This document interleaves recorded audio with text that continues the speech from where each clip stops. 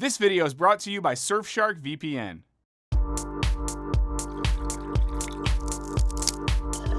What's up guys, Michael here. If you're like us, you might find yourself using comedy as a coping mechanism to deal with an increasingly chaotic world. And you might have noticed that for the past few years, the humor you're seeing is getting, well, kind of weird.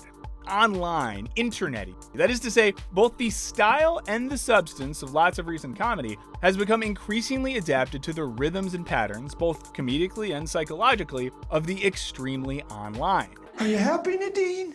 You killed the dog. Meanwhile, shows just outside the mainstream, like the Eric Andre Show,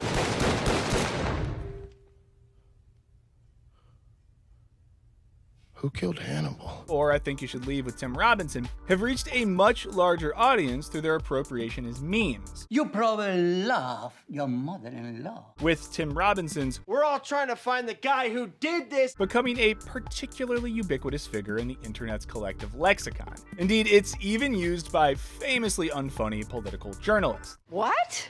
Well, close our eyes, just take your car and get out of here. I love that show and I love that sketch. But what is this comedic style? Where did it come from? Why does it make us laugh? And above all, what does the rise of extremely online humor tell us about the world? Let's find out in this Wisecrack Edition on how the internet changed comedy. But before we get into it, I want to give a shout out to this week's sponsor, Surfshark VPN. Surfshark VPN helps you secure your data with industry-leading measures by using uncrackable encryption and the most secure VPN protocols. Something I love about Surfshark is how it lets me check out content from around the world that I otherwise wouldn't be able to access. Normally, I would just have to read about some amazing new absurdist comedy only available in the UK. But with Surfshark VPN, I can just use one of their servers to log into BBC iPlayer no problem and let the weird British sitcoms wash over me. You can unlock the 15 largest Netflix libraries around the world, and when you're traveling abroad, you can keep up with all your favorite shows back home. It's a content connoisseur's dream. One subscription will allow you to protect all your favorite devices, and there are apps for all your favorites like PC, Mac, Android, Chrome, Firefox, Amazon Fire Stick, and even your Xbox and PlayStation. Surfshark is fast, easy to use, and jam-packed with features. If you use the link in the description and use the promo code Wisecrack, you can get Surfshark VPN for 83% off its normal annual price, plus 3 extra months for free.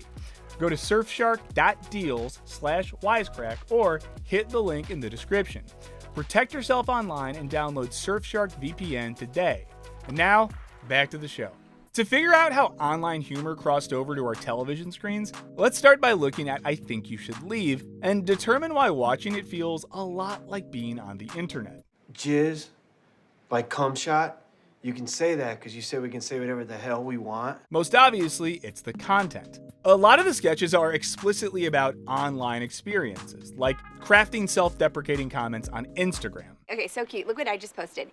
Eating crap with these sacks of shit. If they died tomorrow, no one would shed a tear. Or trying to find that perfect YouTube video to share with your coworkers. It's fine if you don't have one. I have one. Y'all have one, I have one. But there's more. The typical I Think You Should Leave sketch proceeds according to a pretty reliable logic. A character will do something stupid or get something wrong or be called out in some way. Oh, looks like you push. Oh, no, it does both. What? It does both. I was here yesterday. It actually goes both ways. And rather than blushing or even apologizing, they just keep on doubling down.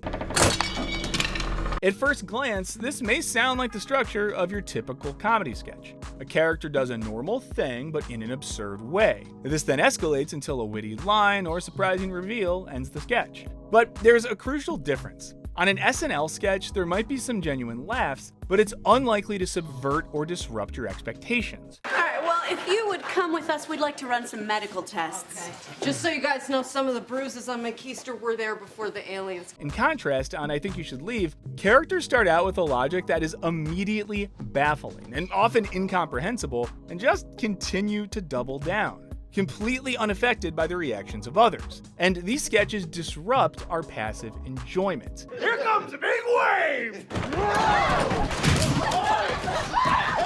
It's this unlogic that propels the famous hot dog guy sketch. Everybody knows the guy in the hot dog suit has crashed his hot dog-shaped car into the shirt store, but he just keeps asking. Or we could work as a team, find out whoever did this and punish him ourselves. This doubling down phenomenon mirrors a very particular internet era way of being. These characters have resonated so much in part because they feel so internet-y. Like the sort of people who post something ridiculous or offensive on social media, get some negative pushback, and then simply will not let it go. These are the social media happy folks who destroy their promising career as a young adult novelist because someone getting paid minimum wage at Starbucks slightly flubbed their order. Or the kind of dude who accidentally shares some porn and then loudly insists that they were hacked. In short, they are the sort of people who, in the words of one famous Twitter poster, are screaming, I'm not owned, until they shrink into a corn cob. Perhaps the most clear-cut example of this sort of behavior is the sketch in which a guy kept awake by a baby on a flight decades ago ends up pursuing vengeance upon said baby until that baby is a grown man. And now, I will exact my revenge. I'm gonna cry the whole flight. But I Think You Should Leave is far from the only example of an extremely online comedy show. The producers of The Eric Andre Show have explicitly stated that the series is supposed to reflect the frenetic distribution of information on the internet. This helps explain why the show is so consistently deranged and disorienting. It's why Eric Andre, like an angry reply guy, keeps turning on guests as if at the flick of a switch. So you gotta help me out. Okay, do you understand what I'm saying? Normal talk shows flow roughly according to the rhythm of a conversation. The Eric Andre Show flows according to the rhythm of a social media timeline. If Jimmy Fallon lets you turn your brain off as you fall asleep, Eric Andre keeps you alert because you don't know what in the fresh hell might happen next. Another extremely online comedian is Tim Robinson collaborator Connor O'Malley, who you might recognize from his disturbing Vine videos. 420! He's since carved out a brilliant niche on YouTube, skewering the political affect of prime social media targets. From online conspiracy theorists, from right over here, I run TruthHunters.com, the only news organization for those who are woke, to the obsessive fans of centrist politicians, Mr. Howard Schultz, please, I need you to come be president for me, to people inventing new cryptocurrencies. In contrast to Robinson and Andre, O'Malley's work doesn't satirize the internet so much as it does embody the twisted psyches of those a little too steeped in internet culture. This is my number 9 spot, the upside down White House. This is basically what I think politics is. In one video, New Jersey's self-styled #1 masturbator must balance a dream trip to the Adult Video Awards with the news of his grandfather's stroke. I can't come home. This is like my Mecca. I saved up so much money to come here. So where does this recognizable brand of internet humor even come from? In large part, the style was first devised by a largely anonymous group of internet users associated with the weird Twitter community in the late aughts and early 2010s, most obviously the aforementioned drill. The comedy these users developed feels very online, most obviously because it was developed on the internet, but also because it helped define our online lexicon. From drill alone, we got concepts like the aforementioned corn cobbing, or the racism dial, or spending less on candles. But this type of internet humor also has its origins in the seminal Tim and Eric awesome show Great Job, whose amateurish style reflected the unpolished public access television it was parodying. And I'm gonna come up with a word, and then we're going to do a free association of the word. It also skewers things like the prose style of spam emails. And I'm here to talk to you today about a simple medical procedure that you might have heard about. Or the goofily weird aesthetics of early memes. White rice, baked beans, duck l'orange. At the most basic level, extremely online humor has become a thing for a pretty straightforward reason. Since its invention in the early 90s, the internet has come to permeate every aspect of our lives. And good comedy is always going to reflect the world as comics themselves actually experience it. Seen from this perspective, it should actually be much more surprising that there are so many enduringly popular comedy shows where the internet is either pretty much non-existent or incidental. People who came of age before the internet simply didn't live or think in the same way. In contrast, extremely online humor is a response to the new patterns of thought both enabled and encouraged by this now ubiquitous tool. But to really make sense of how extremely online humor works, as well as what it's ultimately trying to achieve, we need to look back to an earlier attempt to make art that reflected the rhythms and compulsions of contemporary life: epic theater, as practiced by the Marxist playwright Bertolt Brecht in 1920s and 30s Berlin. According to Brecht, traditional dramatic theater encouraged audiences to identify with the characters it depicted, leading to emotional catharsis. While he was more thinking of, say, Shakespeare than The Office or Friends, the effect is ultimately the same. When we watch these shows, we root for Jim and Pam like they're old friends, and we debate whether we're a Ross, a Chandler, or a Joey. But Brecht thought this effect was dangerous because our over-identification with characters ends up mystifying and obscuring some essential truth. See, Brecht, a classic Marx bro, worried that audiences would over-identify with the rich and powerful, and that this would obscure the oppressive, exploitative property relations between characters. Kind of like how all the characters in Friends can afford to live in Manhattan while around half of them are, at any given time, unemployed. This gives the audience a deeply inaccurate picture for what life for unemployed 30-somethings in a major city is actually like. It leads to things like O'Malley's Vine characters cycling through New York City, calling guys in expensive cars pimps who won at the game of life. What's up, pimp? Hey, man. What's up? Epic theater, in contrast, employs what Brecht called the alienation or distancing effect, in order to create a sense of separation between the audience and the action. The alienation effect distances the audience from the characters in action so that they can't over-identify with any of it. Alienating techniques might include breaking the fourth wall to address the audience directly, which makes it more difficult for everyone to suspend their disbelief. Other techniques include employing sudden jumps or montages to prevent the action from flowing as expected, using very bright or harsh lighting, and using songs to interrupt the action. Friday night, I'm thinking that we just might. Or, wishing death on a baby. I hope you die, Harley Jarvis! As you can imagine, this often leads to some pretty wild swings in emotional tone. This is fitting. In the 1920s and 30s, Brecht was responding to a modern world in which life seemed to have been dizzyingly and indeed traumatically sped up. After all, within living memory, people had transitioned from a world in which nothing was electrified and barely anyone had access to indoor plumbing, to one in which people were listening to the radio. It was also the night that the skeletons came to life! Going to the cinema. We're gonna be so early for that movie. I'm not going to the movie. And driving cars. I'm driving my classic cars all the time. It's just me and the open road. And all the while being bombarded by advertisements. Are you ready for this? Sort of like the whiplash older millennials who didn't have high-speed internet until they were teenagers now experience as they access every song in existence on the same magical device they use to track their health, play Scrabble with strangers, and find sexual partners. Every one of you that used to have an AOL account knows exactly what I'm talking about, so feel free to post your old Instant Messenger usernames in the comments.